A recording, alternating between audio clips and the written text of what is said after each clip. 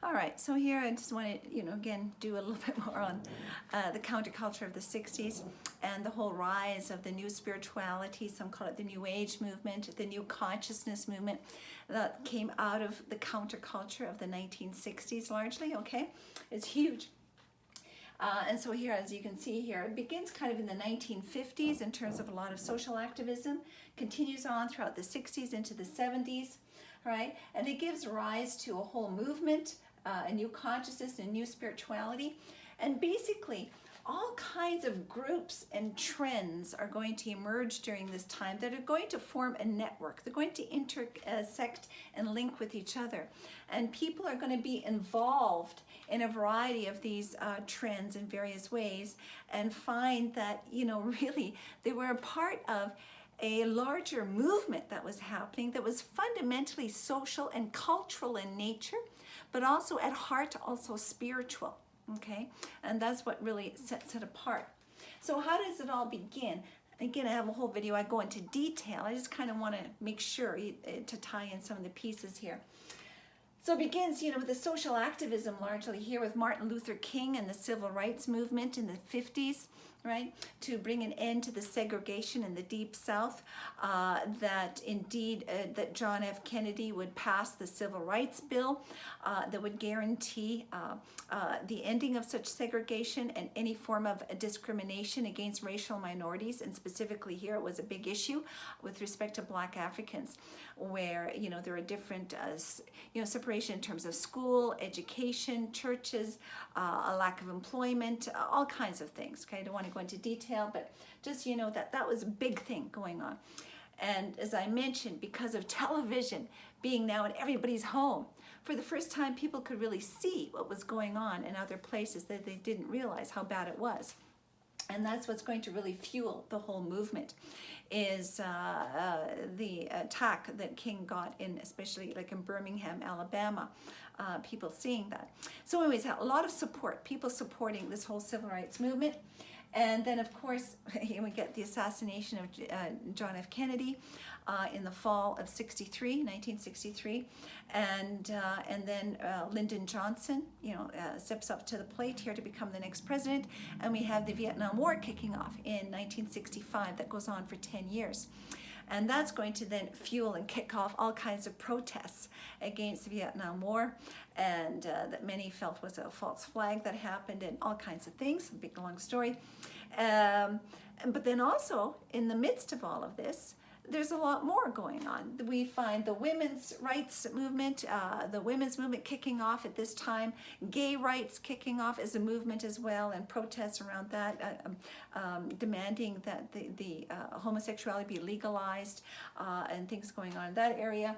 And we also have at the same time environmentalism really kicking off. Things like Greenpeace that came out of Vancouver here gets established at this time. And all kinds of groups and movement protesting the exploitation of the planet and the destruction of the environment, also calling for animal rights, all kinds of things going on there, okay? So we've got a lot of social activism, a lot of challenging the status quo of modern Western society. It really should be global because, there's issues all over the world. But it's something that really kicks off specifically in America, and it does spread generally in various ways throughout the Western world. Okay, but it really kicks off here.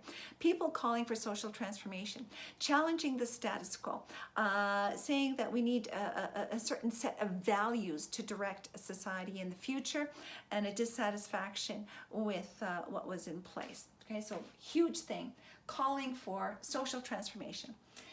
Tied in with this, there'll be the radical left. I don't know if you can see that here, that continues to today, as we're seeing even right now.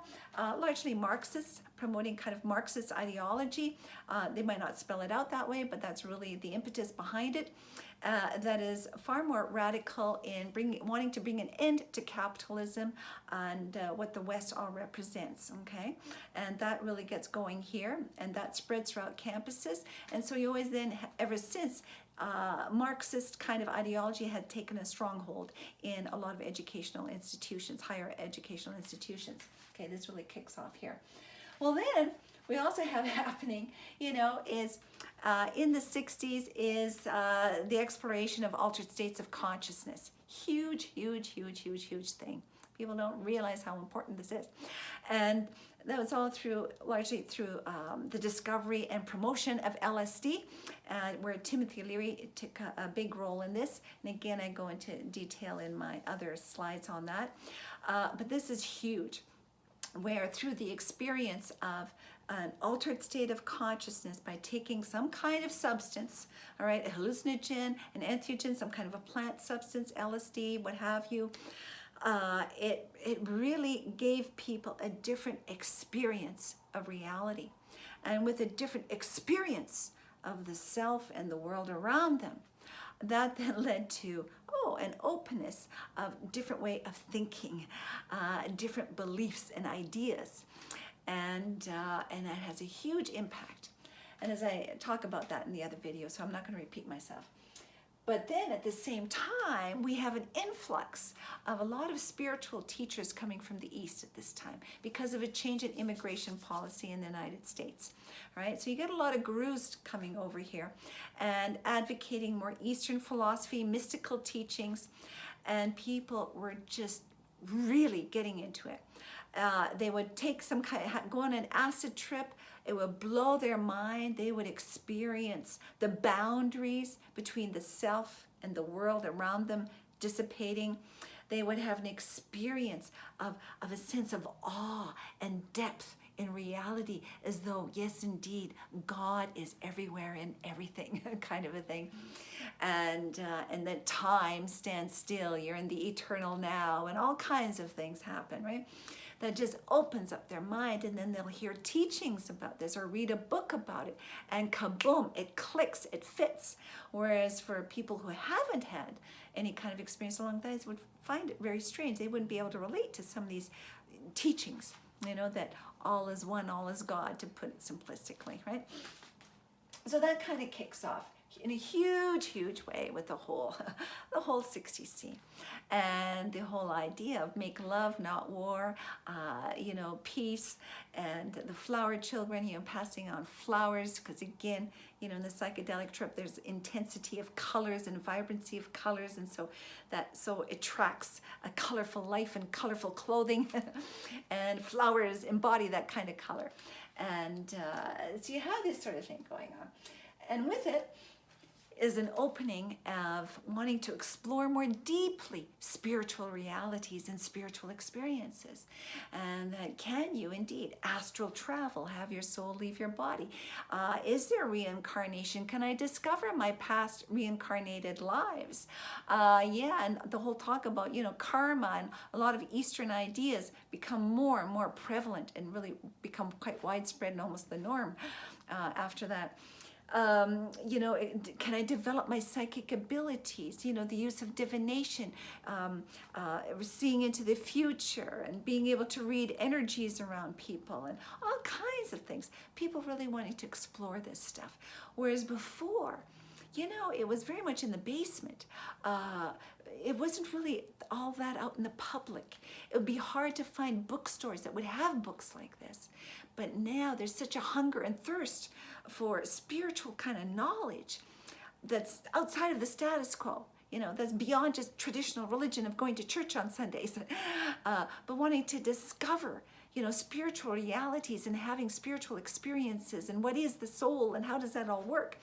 People are just really searching for this.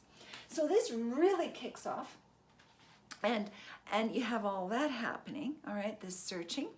And of course, looking largely to alternative spirituality. And so here is where, the magical view of reality in the ancient world, the magic of old in terms of beliefs and practices, right? And they come to the surface. People want to explore magic and, the old gods and goddesses of the past. And that's why Wicca, or modern day witchcraft, is going to come alive and be born in the midst of this, all right? It's going to become, the ground has been ripened and opened up for all this sort of stuff. And we'll talk about that later. So you'll have this kind of spiritual exploration going here, right? People are hungry for spirit, okay? So you got social transformation, wanting to change the world out there, but then exploring spirit. So now we're coming into the self. And with this spiritual kind of focus, that's now going to start to come in to health and medicine. So that in terms of, so here they're challenging, say, the status quo religion. Traditional religiosity, doesn't cut it. Not enough there, okay? It wasn't satisfying for people. They want alternative spirituality, okay? Then when it comes to medicine and the body and physical health, okay, you go in terms of mainstream medicine, again, that doesn't cut it.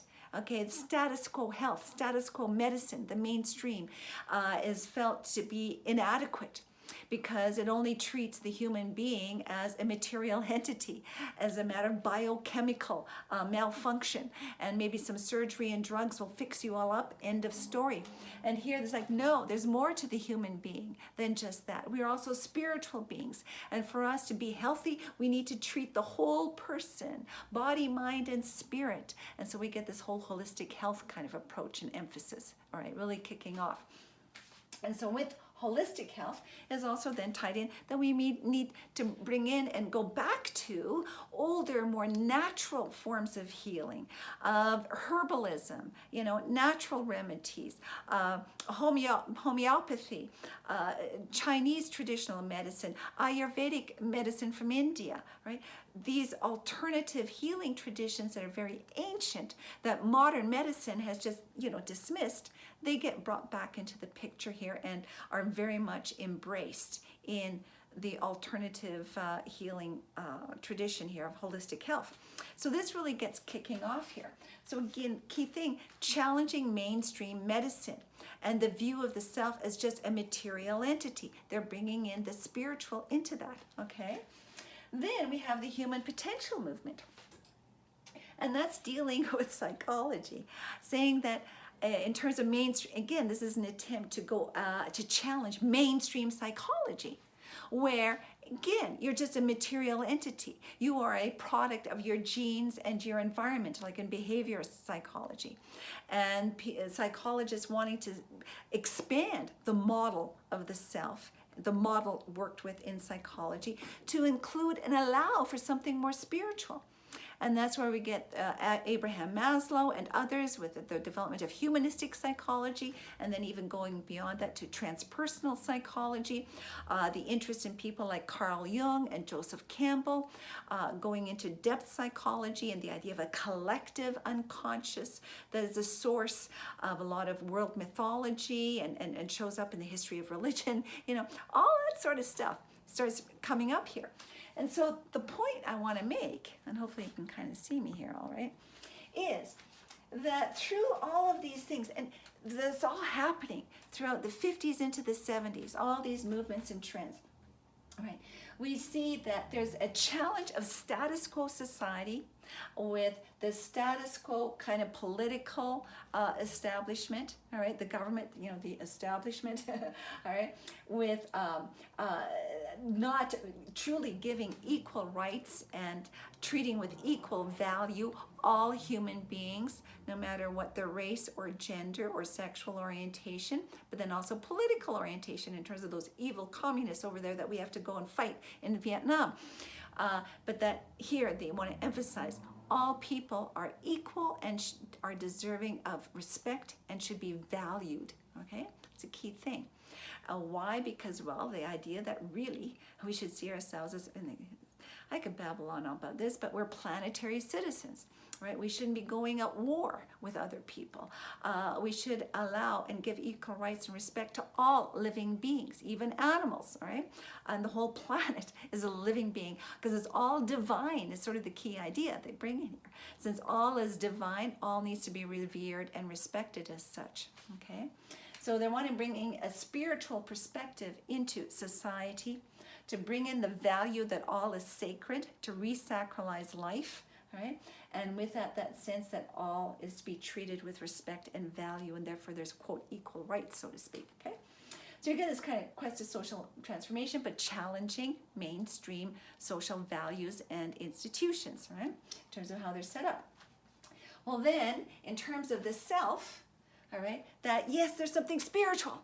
And so they're challenging traditional religion, the mainstream religion, okay, and the mainstream orientation to religiosity, right?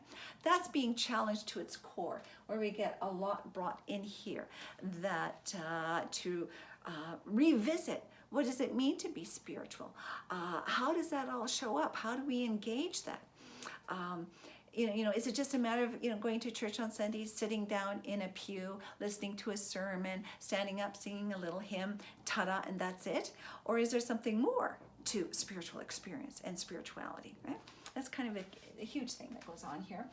And then, of course, to health, the physical body, challenging mainstream medicine and the medical establishment with its very limited model of the self as being the human being is just a material biochemical entity, right? Challenging that and bringing the spiritual into that. And then also with psychology, challenging mainstream psychology and its very limited model of the self, okay? And bringing the spiritual into that, right? And so here you see a movement happening that's challenging the status quo at all levels, on a social, institutional level, a global level, really, and then even in terms of our model of the self, our model of reality, challenging it to the core. And through it, it is giving birth to a new paradigm, and wanting to call forth a new model of reality itself and of the self positioned in that reality, okay? And it's fundamentally a spiritual model that adheres to the idea that there's fundamentally something spiritual to reality, to life, and to the self. And this is what gets brought in. And that's going to then just really get fleshed out even more so in the 80s onward, where it basically is heading towards what some would call quantum mysticism. Quantum mysticism. Again, integrating quantum theory and whatnot with spirituality and a model of reality that's rooted in energy. And so we now have energy medicine. We now have energy psychology, okay? That it's shifting how our view of reality, and that spirituality is brought into that picture. That really, when we're dealing with spiritual things, we're dealing with that underlying esoteric, hidden, invisible realm of energy, okay? So that when you're feeling spooky things, you're picking up the energy shift that's happening in an area or in a place, that is actually a result of what we traditionally have called spiritual forces at work. Right? They can now be understood more in terms of energy, right? So there's a major shift in paradigm happening here that gets birthed out of this, and that's what we're heading into. It's still marginalized very much in terms of our society today, but it's growing and growing. There's more and more people with PhDs in various areas talking about quantum biology, right? And all kinds of things. And that consciousness is not primarily in the brain, but in the heart and the gut. That again is a very ancient idea, and amongst indigenous people, they always felt that the core of the self, in terms of consciousness of who you really are, is more in the center of your being, not up here in the brain, right? And it's a very shamanic kind of idea. All kinds of things. And so we'll be looking into some of those down the road here. But it gets pretty complex, and it's deep, and it's big. All right, it's big. But this is where it's going, okay? And this is the future. So religion will always mirror and dance with how society is changing. With new models of reality that appear, religion has to adapt and interacts with it in various ways. So what they did at the time of Galileo and Copernicus, right, where the church had married and was wedded to an outdated model of reality, the Ptolemaic vision of cosmology of the world, right, and therefore attacked the new ideas, not realizing that really they were too attached to an old science. And that's what's happening today too, okay? We're still very much attached to old science, the old Newtonian Cartesian view of reality that is seriously being turned upside down, inside out, in terms of the implications of quantum physics. And that has huge impact on how we see life, the world, and of course, religion and spirituality. All right, so that's it for today.